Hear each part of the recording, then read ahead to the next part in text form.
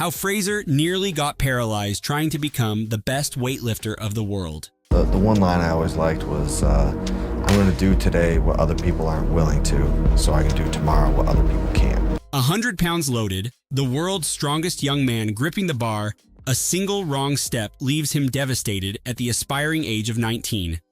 Was it an injury, a terrifying reality, or the price of a relentless drive? Today's video uncovers Matt Fraser's dangerous obsession with becoming a splendid weightlifter and the lesson learned. Despite growing up in a family who knew nothing about weightlifting or CrossFit, Matthew Fraser had learned basic discipline from his parents. Being Olympian-level skaters and dedicated to their sports, both of his parents instilled a passion for finishing a job in the kid Fraser. He learned from them to pursue a meaningful end goal and try a variety of things to find their purpose. These basic and most powerful work ethics became the backbone of Fraser's athletic career as soon stepped into a casual gym. Because of his brought-up, Fraser's competitive nature shone as he got into different sports activities, including downhill skiing and walking on hands for a dozen paces, football, and then weightlifting. Out of these several activities, weightlifting became Fraser's passion when he entered the gym just at the age of 12. But his introduction to weightlifting was purely casual. The obese teen Fraser simply wanted to look fit and smart. But the introduction to legendary lifters cast spells, and Fraser started dreaming of becoming the world's weightlifting champion. Fraser put hard work and discipline into his full-time Olympic training routine and started dominating local competitions. Fraser's training style was perfectly aligned with his ambition. He opted for grueling 6-hour sessions, double training days, and an unstoppable focus on increasing his max lifts. Fraser has simple philosophy behind his training routine. He was competing against the best weightlifters in the World Junior Championship in Bucharest, Romania. So he had to remain ahead of them, no matter the cost. All these guys have trained all year to win. No one's showing up trying to win second place. Everyone's there to try to get first place. So that's pretty nerve-wracking to me.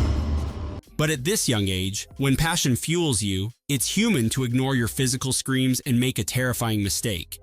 The same happened with Fraser in 2009, when at the age of 19, he was preparing for the world's junior weightlifting championship.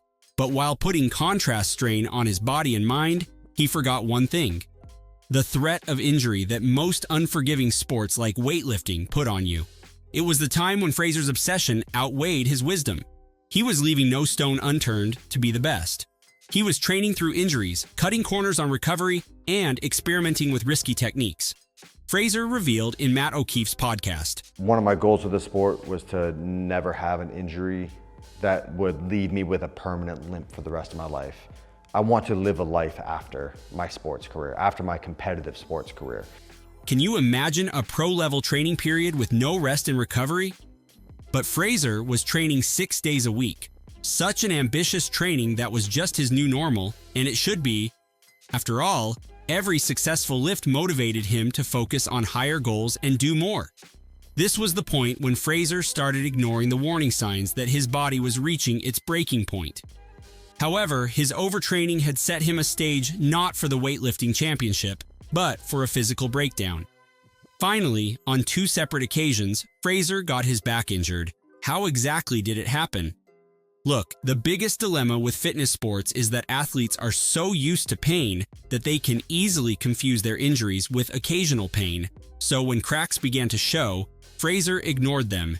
He dismissed his constant back pain as normal soreness and continued training harder and harder. Then, the body screamed at a higher echo. He started feeling drained even before stepping into the gym. What else? His minor injuries also had delayed healing.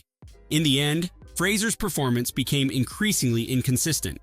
These were the final signs of overtraining syndrome, a condition that leads to severe injuries and associated long-term health issues because of overtraining and not resting.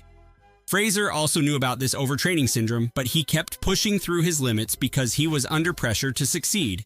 I'm always so scared going out of the competition floor, thinking all these guys are more capable than me. On one hand, his coaches expected him to deliver gold standard performances. On the other hand, his competitors were just as hungry for the top spot. So, the pressure was coming from all sides, but the biggest pressure came from within. Fraser had built his entire identity around being the best. So he was recalling himself, I have to push through the pain. No excuses, no limits.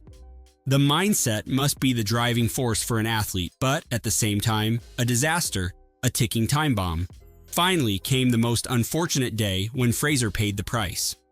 The gym was buzzing with the sound of clanging weights. Fraser was performing a heavy clean. He continued to push so hard that his form wavered and his back arched slightly. Within the next moment, a searing lower back pain collapsed on him. The intensity of the pain was visible on his face. Nobody could believe their eyes. The spectators were speechless and the gym was silent. Fraser's body refused to obey him anymore. The radiating from his lower spine was going down through his legs. Paramedics arrived and they stabilized him carefully. Fraser was scared because he couldn't feel his legs properly. What was this? Multiple herniated discs and severe spinal compression, which had dangerously pinched the surrounding nerves. The news was devastating. In Fraser's words, I was 18 years old when I broke my back, L5, in 2 places. It happened on 2 separate occasions about a week apart from each other. I had to wear this back brace for 4 months to see if the bones would heal themselves. After more x-rays, surgery was inevitable. I met with numerous surgeons, all telling me I'd never be active again. To Fraser, the words were like a death sentence. It seemed that his identity was stripped away. He had always thought of weightlifting as his lifeline. The possibility of never stepping onto a platform again felt like a death sentence. But even in that hospital bed, part of him refused to give up. Fraser never wanted his injury to define him. He still had a choice: stay down or fight back. During the first few weeks after Fraser's injury, simple tasks like standing up or walking felt like a kind of nightmare. He couldn't move without assistance. Fraser, the man who once lifted hundreds of pounds with ease, was now struggling to take a single step. He could never imagine living such a restricted and dependent life. He asked himself, would he ever lift again? Would he ever feel normal again? Each passing day felt like a reminder of everything he had lost. Then Fraser found hope. In Fraser's words, one surgeon in California told me he had a new experimental surgery that he expected a 50/50th chance of working. If it did work, I'd be able to return to my sport. Fraser's recovery started with 18 months long intensive physical therapy. The rehabilitation sessions were grueling, but his past gym training and personal traits like discipline and persistence had prepared him more than his strength for this test of patience. However, unlike the gym, these exercises seemed laughably simple, like lifting his legs or bending forward, became milestones of progress. Besides these, his coach's dedication and family also helped him push through pain while celebrating his small victories. The hard work and mindfulness paid off, and Fraser was able to train again, but now for weightlifting. He wanted his injuries not to remind him of weightlifting negatively. As Fraser tells, I returned from surgery, rehabbed, continued training, pred my lifts after a year, and was back working towards my goals. After the surgery, I found myself training out of resentment, a chance to prove people wrong. I left the sport because I'd lost the love for it. Fraser regained his physical strength, but the lessons he had learned were far more valuable. He altered his road to CrossFit. I found a new passion in CrossFit, and I'm able to apply the lessons I learned from my career in weightlifting to it. I make sure to train and compete because of my love for the sport, not to prove anything to anybody else. Then, in the coming 5 consecutive years, Fraser became the fittest man on earth. He made it happen not only because of his disciplined hard work, but also because he listened to his body. According to Fraser, he has learned to put his body first. That's the reason he has prioritized a healthy life after his sports career. One of my goals with the sport was to never have an injury that would leave me with a permanent limp for the rest of my life. I want to live a life after my sports career, after my competitive sports career. This is why he ended his professional athletic career announcing, for 8 years, every day has been roughly the same.